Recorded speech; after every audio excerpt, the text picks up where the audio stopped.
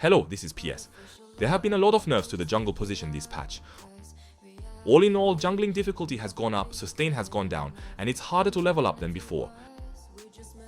It's not just the junglers that's been nerfed, but also the Doran series buffs have widened the gap between early game jungle champions and laners with the Doran series items. The price of the items haven't changed, but the health and AD/AP has increased significantly, so the fact that you can buy this Doran series item itself has become a merit. This ensures that laners don't die as easily when junglers gank in the early game.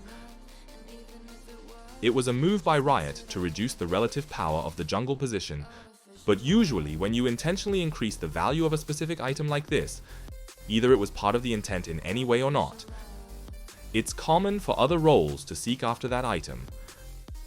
The history of League of Legends proves this. When an item has great value for the price, you want to see if there's a way you can utilize it. And of course, junglers also ponder upon this question. Among the Doran series, Doran's Blade has the best value for the price, especially for AD champions. They won't sell it even in the mid to late game. There's a trend for junglers to buy Doran's Blade that isn't necessarily on sale early on. Let's take a look at the current stats of Doran's Blade. First of all, just looking at the item's base stats, it's 450 gold for 10 AD and 100 health. The longsword, which costs 350 gold, has 10 AD, so you can get an extra 100 health for only 100 gold. The ruby crystal gives you 150 health for 400 gold, so you can see how enormous the value is. But there's one more stat that's important. Surprisingly, it gives you 2.5% Omnivamp, a very rare option in the Rift. This Omnivamp is an option that Riot has made very difficult to obtain. Typically, this option was obtained through Ravenous Hunter, which used to be the main sub-rune for junglers. This has now been removed. As such, it's a great option for early game jungling, engages, etc., where you can widen the gap between your opponent and earn sustain simultaneously. Because of this Omnivamp effect, unlike Doran's Ring or Shield, champions often use it in the mid to late game instead of selling it, especially since the health of jungle camps has increased this patch, and heal provided by jungle pets has decreased. We would say that the stability that Doran's Blade Omnivamp effect provides is slightly more valuable. So which jungle champions are trying out this Doran's Blade build? Based on most global servers, Graves has the most active usage of this build before the 10-minute mark, and he's showing great data. The adoption rate is still only 4.6%, but the win rate is 55%, and his win rate is even higher than buying Serrated Dirk before 10 minutes. This is likely due to the fact that he is basically an auto-based champion and has an advantage in sustain and engages, as well as being able to use the Omnivamp effect. Well, what are some similar jungle champions? Kindred. Kindred is also an auto-based champion, so Doran's Blade is very efficient for him, because it's harder to manage health while jungling compared to Graves. Kindred can see a bigger sustain boost when buying Doran's Blade. Similar to Graves, Kindred also has better data for purchasing Doran's Blade first compared to when buying Noonquiver before the 10-minute mark. Other AD junglers who are able to get the most efficiency out of Doran's Blade are Lee Sin, Jarvan, and Briar. Overall, we're seeing more attempts to utilize Doran's Blade. For the most part, the win rate is showing to be better than buying other sub-items before 10 minutes.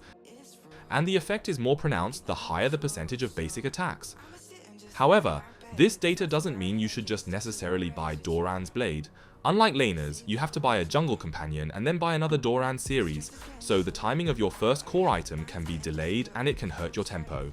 In fact, build data from a jungle player in Grandmaster who is actively using the Doran's Blade build shows that in some matches he uses a build that buys Doran's Blade quickly, while in others, even though he plays the same champions, he doesn't buy Doran's Blade or buys Iron Spike Whip and then mixes in Doran's Blade. This is related to the timing of first recall. When you can purchase the epic items like Serrated Dirk, Noonquiver, or Iron Spike Whip at once that have a good value for the price, he buys those items right away without mixing in Doran's Blade. In other words, there's no point in buying Doran's Blade when you can get an epic item right away.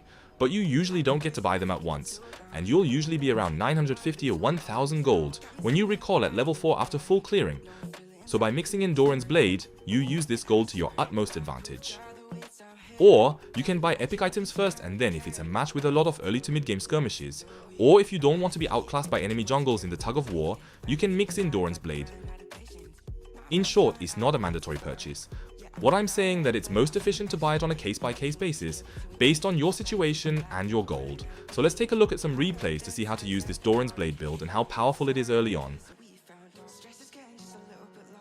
Let's start with a quick look at the stats on the first recall. Typically, he'll full clear, get a bit of assist from ganking, and even if you take the Scuttle Crab and recall, you'll have 950 gold based on 7 jungle camps. That's not enough to buy Serrated Dirk. Here, you can buy Longsword plus Doran's Blade to get a better starting weight. Kindred, with the same amount of gold at the same point in time, bought 2 longswords plus 1 dagger. Considering that Graves spent less gold, if we compare the value of 100 HP plus 2.5% Omnivamp versus 12% AS, Graves' stats are higher. This allows for a more aggressive play in the early game. The high health of Doran's Blade makes the weight difference even at a glance. Also, even if you take risks in ganks and engages like this, you're still relatively more stable than not buying Doran's Blade. In the current situation, Kindred killed Callista before she could rip her spears out, but if Kindred's health had been lower to begin with, Callista would have noticed the kill angle, and she could have used her E to Kindred before she was killed to take out Kindred first. But she thought she had more health because of Doran's Blade, so she wouldn't die even if she uses E. This can be seen as a case of trying to get a clear kill angle and getting killed instead. Similarly, in the current engage, Kindred almost got killed by Yasuo and Alistar's ult combo, but thanks to Doran's Blade, Kindred had some health left and was able to get out. Even with Yasuo's E coming off cooldown, he had to retreat when it was risky to take out Graves with more health than expected. As shown now, the situations in combat can vary due to the high stats of Doran's Blade itself. All of these differences add up to great data with the Doran's Blade build. We're seeing compositions where Doran's Blade can turn the tide, even in situations where there is a complete item gap. If you look at the item discrepancy against Lee Sin right now, Lee Sin used his early gains to purchase an 1100 gold Iron Spike whip after his first recall. In comparison, Jarvan only spent about 800 gold on Doran's Blade plus Longsword, so it's no wonder that Jarvan can't easily win an engage if it's as it should be. It's not like Lee Sin is a champion who can't win early game engages compared to Jarvan, but if you look at the engage now, Lee Sin has hit all of his skills, and it still looks like he's losing the 1v1. Even if Silas hadn't joined, tease a clear picture of Lee Sin getting pushed out. This is an engage that shows that Doran's Blade has overwhelming value well beyond 450 gold. If, at this point, the jungle that has purchased Doran's Blade meets the jungle that has not, the slight item gap would be easily covered.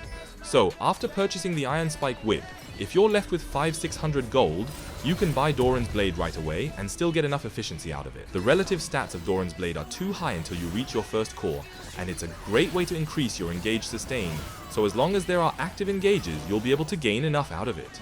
Even if you don't sell it until the mid to late game, you can still play with the Omnivamp effect. It's kind of like when we buy stopwatch right before a critical teamfight to try to get that critical timing in our favor.